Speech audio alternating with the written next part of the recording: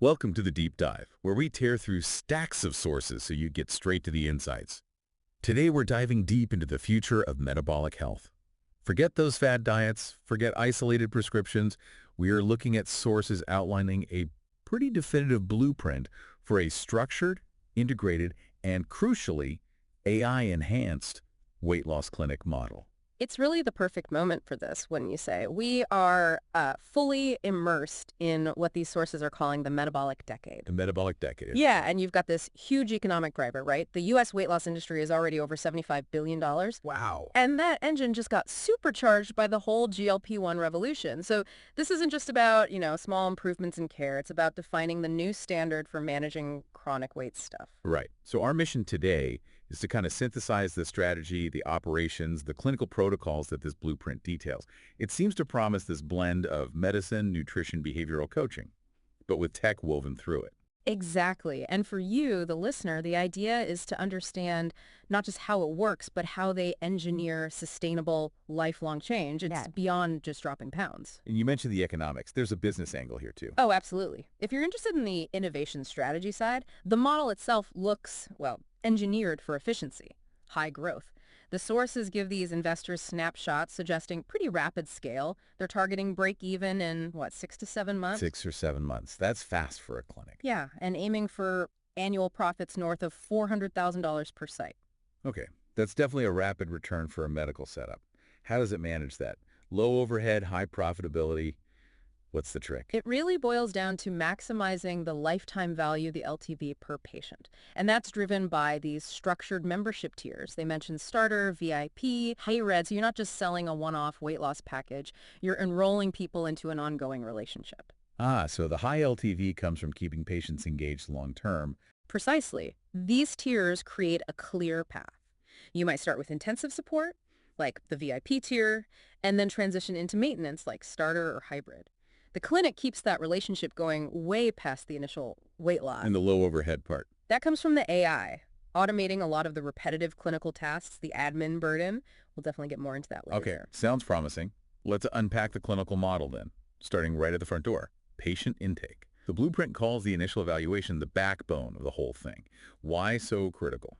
Well, it serves two main functions. First, basic medical safety, obviously. But second, it's about gauging behavioral readiness. Are they really ready for this? Makes sense. And the assessment sounds thorough. Required labs like CBC, CMP, TSH-A1C, that gives the metabolic baseline, I assume. Yes, exactly. That sets the stage. But the really crucial part, especially now, is the proactive safety screening that goes beyond just the metabolic stuff. With treatments getting more complex, like the GLP-1s you mentioned, is this intense safety focus mainly to protect the patient?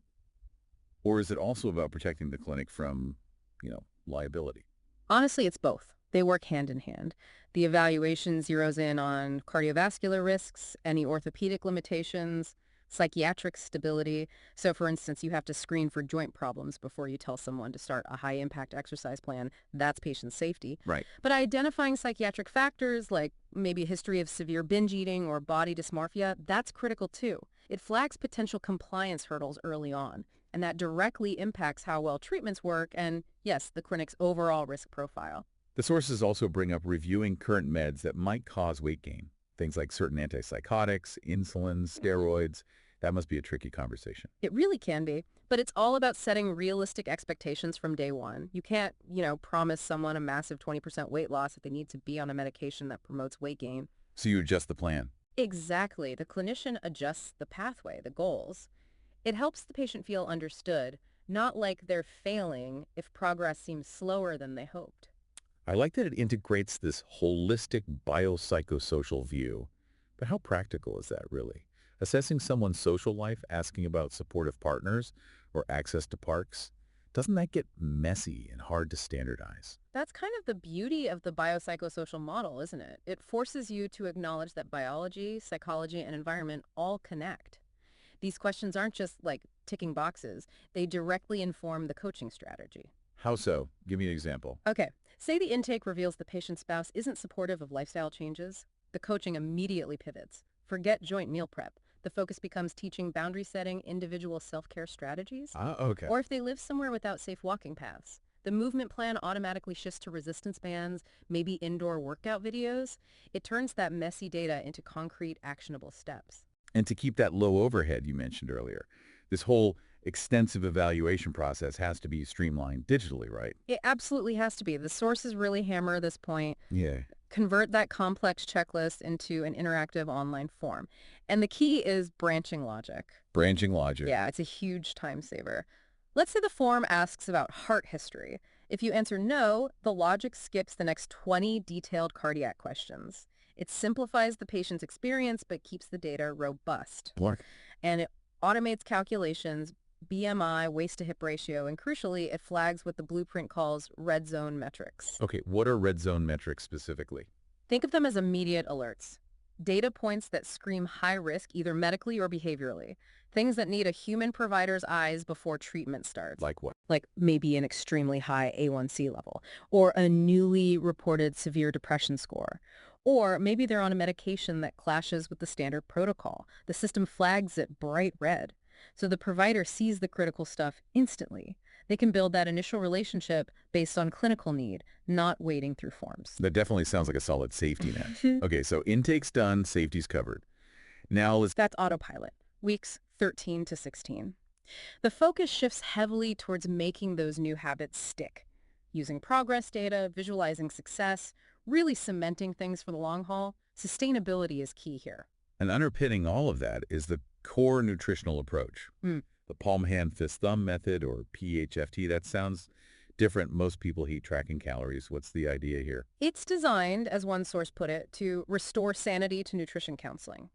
Seriously, PHFT is meant to be like nutrition democratized. Democratized? How? It pulls people away from obsessive tracking, from needing constant external validation like a calorie number. Instead, it fosters internal control, more intuitive portioning. It cuts down on decision fatigue. Instead of measuring cups and scales for everything, you learn to use your own hand as a guide. Works at home, works when eating out. Okay, intriguing. Break down PHFT for us. What does each part of the hand represent? Sure, so the palm size guides your protein serving. Think skinless chicken breast, maybe flank steak, a couple of eggs, that sort of thing. Got it. Palm for protein. Your cupped hand is for your carbs. Picture sweet potatoes, a small portion of rice, maybe one slice of really high-fiber bread like Ezekiel bread. Okay, cupped hand, carbs. Then the fist, that's for your non-starchy vegetables. Green beans, broccoli, cauliflower, any leafy greens fill her up. Fist for veggies. Makes sense. And finally, your thumb. From the knuckle to the tip, that's your portion for fats, like a tablespoon max of olive oil, maybe half a small avocado, a measured bit of peanut butter. Palm, hand, fist, thumb, protein, carb, veggie, fat. It's definitely portion science made simple. Easier to stick with, I bet. That's the entire goal. Adherence. Now, we can't talk modern metabolic health without talking meds. Where do things like GLP-1s, peptides, MIC injections fit into this very structured PHFT and phase system? Are they just added if someone hits a wall? That's a key point. They are not standalone fixes here, and this is where the clinic model, I think, really excels. The sources describe them as integrated tools layered carefully on top of that nutrition and movement foundation. It's not an either-or. Yeah. And the structure actually helps solve a huge challenge right now. Yeah. How do you manage something like GLP-1 titration safely and effectively? The model ties medication adjustments directly to observed behavioral adherence. Wait, so the dosage depends on how well the patient is sticking to the plan. Precisely. That follow-up schedule they outline, starting with 2-week check-ins, then stretching to 4-week, then monthly, that cadence is vital. Every dose change has to be linked to clinical observation and data showing the patient is using the drug to enhance their behaving changes, not just replace them. I see. So if the drug seems to be working, but the patient's tracking adherence score suddenly drops, the provider steps in with coaching, not just automatically upping the dose. That prevents someone from just relying on the shot and letting the lifestyle stuff slide. Exactly. It keeps the focus holistic. Okay, this feels like a natural pivot to the big differentiator, the AI augmentation. The sources are pretty clear. Success in 2025 isn't just good protocols, it's good platforms. They even call the AI a digital empathy engine that never sleeps. What does that mean in practice? It's fascinating, right? The AI essentially acts like a generalist consultant. It synthesizes all this disparate patient data in ways a human just couldn't, not in real time anyway. And this plays out in 2 main ways, according to the blueprint. First, there's the predictive analytics dashboard. Okay, analytics dashboard. How does that actually help the clinician day to day? It tracks all the key metrics: adherence percentage for tracking food or movement, average weight loss per phase, patient retention rates, things like that, standard stuff. But the predictive piece is the real game changer.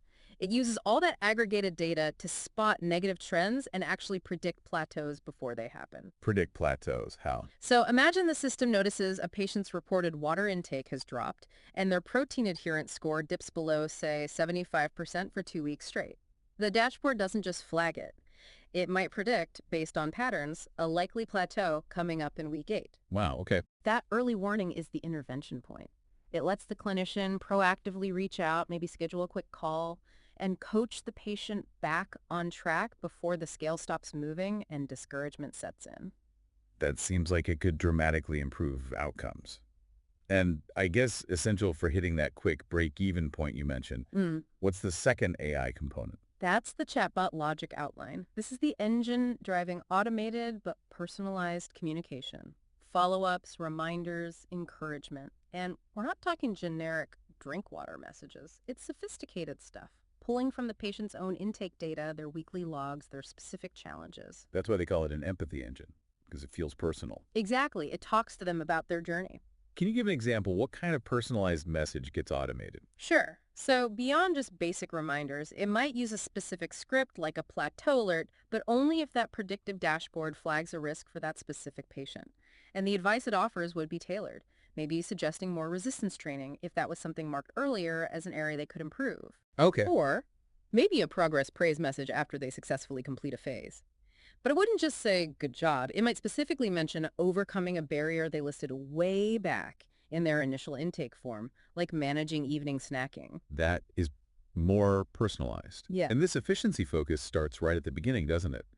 The sources say AI auto-summarizes the intake. Yeah, it auto-summarizes the whole patient intake, generates that personalized onboarding message we talked about, and even suggests specific educational resources based on those red zone metrics it flagged. That must completely change the first interaction. It totally revolutionizes the provider's workflow. Instead of spending ages reading through forms, the provider gets a concise summary, risks highlighted, tailored conversation starters suggested, all done by the AI. They spend maybe 5 minutes getting up to speed, so the actual consultation shifts from data crunching to real dialogue, building rapport, and that's what drives adherence long term.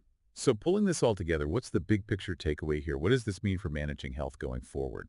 I think it means the really successful modern metabolic clinic absolutely thrives on integrating three things seamlessly: the science metabolism, medication precision, the software AI automation, predictive insights, and the holistic coaching, the motivational interviewing, the human touch. It's not optional anymore. The integration is the model. It fundamentally shifts the business model too, doesn't it? Yeah. It's not about selling diets or selling shots. It's about selling measurable, sustainable outcomes. Exactly. You're investing in a system designed for a lifelong partnership, which loops back to why that LTV is potentially so high and predictable. Right. And that's really the strategic insight for you, the listener. The sources strongly suggest that clinics embracing this kind of high-tech, high-touch integrated model today, they won't just be riding the metabolic decade wave, they'll be the ones defining it.